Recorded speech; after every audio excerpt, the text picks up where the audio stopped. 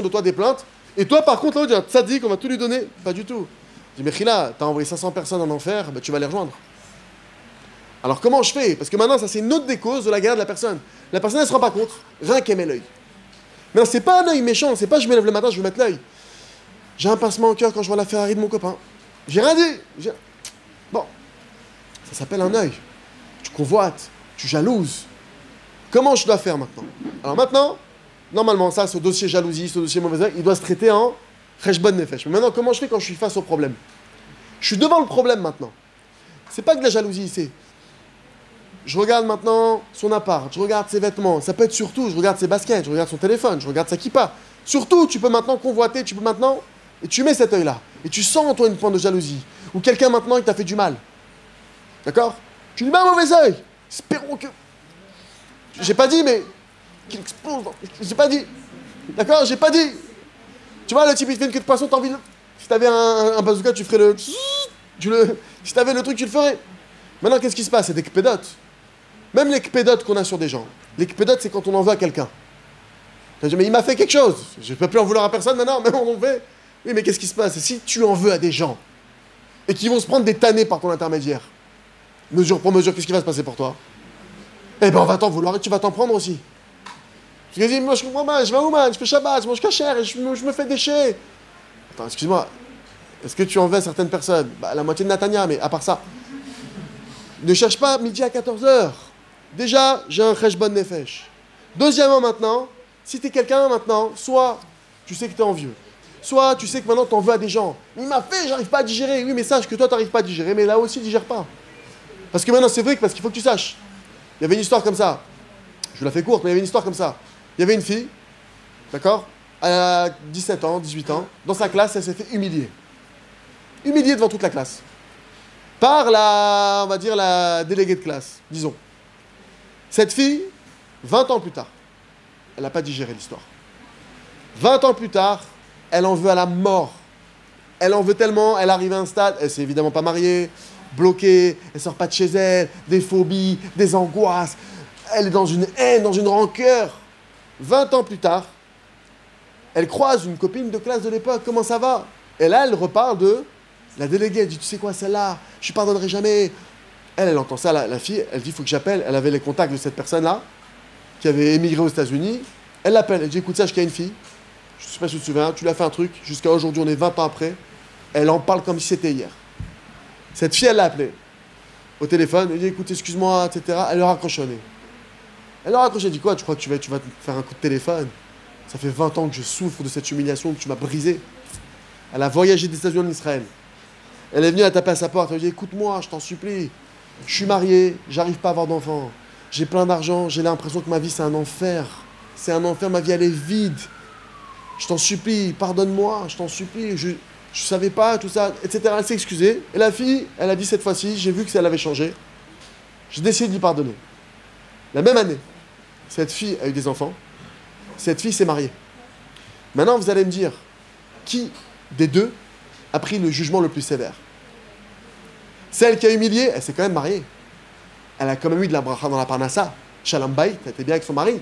Juste que sa vie a été vide, était creuse. Par contre, celle qui a été humiliée, qui a gardé, je n'oublierai pas. Pas mariée, pas d'enfant, pas de parnassa, pas de bracha, rien. Le fait d'avoir des kpédotes sur les autres, il faut savoir. Quand quelqu'un dit, bah, allez, je lui pardonne, je te précise. Tu sais à qui tu viens de faire un grand cadeau? À toi. Parce que tu gardes maintenant cette rancœur. Mais il m'a fait ça, il m'a escroqué, il m'a volé. Il n'y a pas de problème. Hachem, il va te dire, toi aussi tu m'as escroqué. Toi aussi tu m'as volé. Toi aussi tu m'as menti. Toi aussi tu m'avais donné ta parole.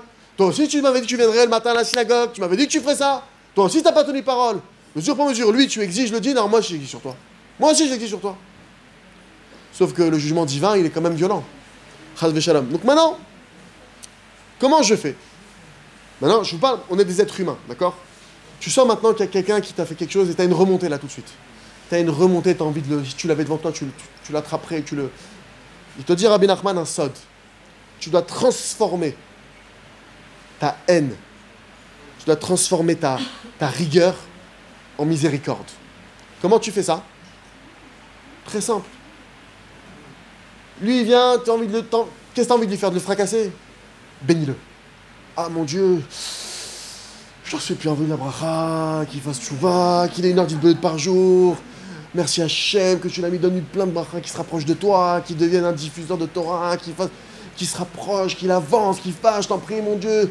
Plus tu sens que tu as de la rancœur et plus tu pries sur lui, tu pries sur lui, tu pries sur lui jusqu'à ce que ça tombe, jusqu'à ce que ça parte. T'as vu maintenant quelqu'un qui a une belle voiture, tu te dis, ouais, tu sais, et toi on vient de t'apprendre que tu étais viré.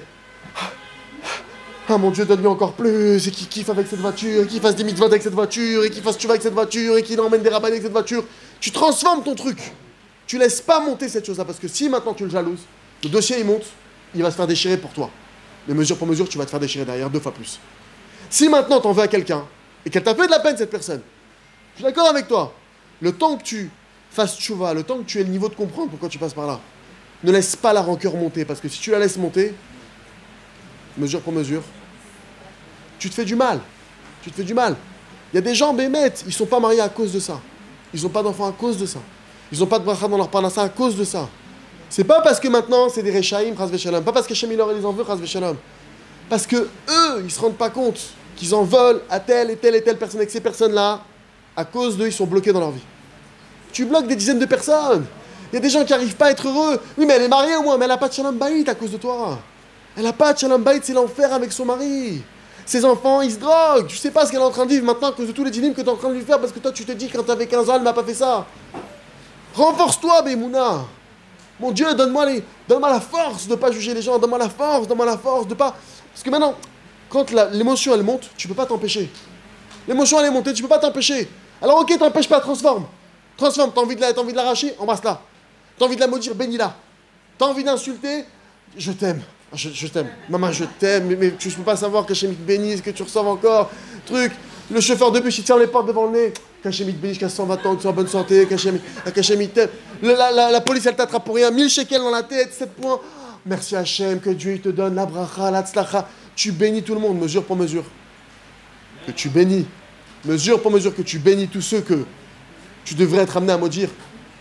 Tous ceux qui t'en veulent vont te bénir. La rigueur qui peut peser sur toi sans miséricorde. Mesure pour mesure que toi, tu te transformes. Je vous dis pas maintenant, ne croyez pas que c'est un truc de fou. Même si au début, tu n'es peut-être pas entre guillemets sincère.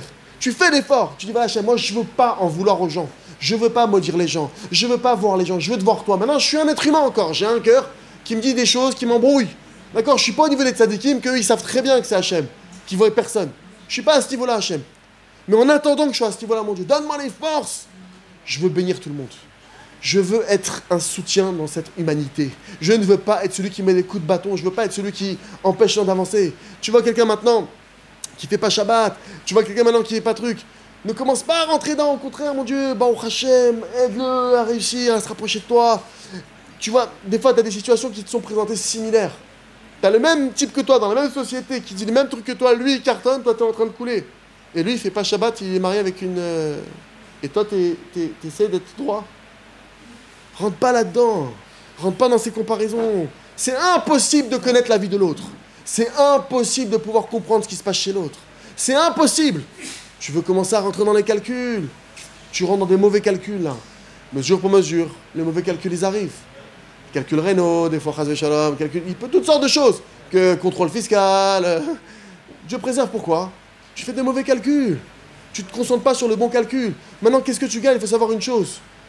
Qu'un juif, une créature d'Hachem, qui échoue sur terre, c'est Hachem en personne qui est en train d'échouer. Alors que quand quelqu'un il réussit dans la vie, qui se rapproche d'Hachem dans la vie, qui avance dans la vie, c'est le Gvod Hachem qui grandit, c'est le nom d'Hachem qui grandit. Alors au contraire, bénis les gens. Bon, Hachem qu'elle se marie cette personne et qu'elle tombe sur son zivouk si Dieu veut, et qu'ils se respectent mutuellement, et qu'ils respectent la loi de la pureté ensemble, et qu'ensemble ils s'élèvent, qu'ils soient un phare pour tout l'âme Israël, et qu'ils aient des enfants, Bezat Hachem, Bekalout, en bonne santé, qu'ils avancent, et qu'ils... Bénis tout le monde, bénis tout le monde. Tov Aïn Yevorach. Celui qui a un bon œil, il est béni.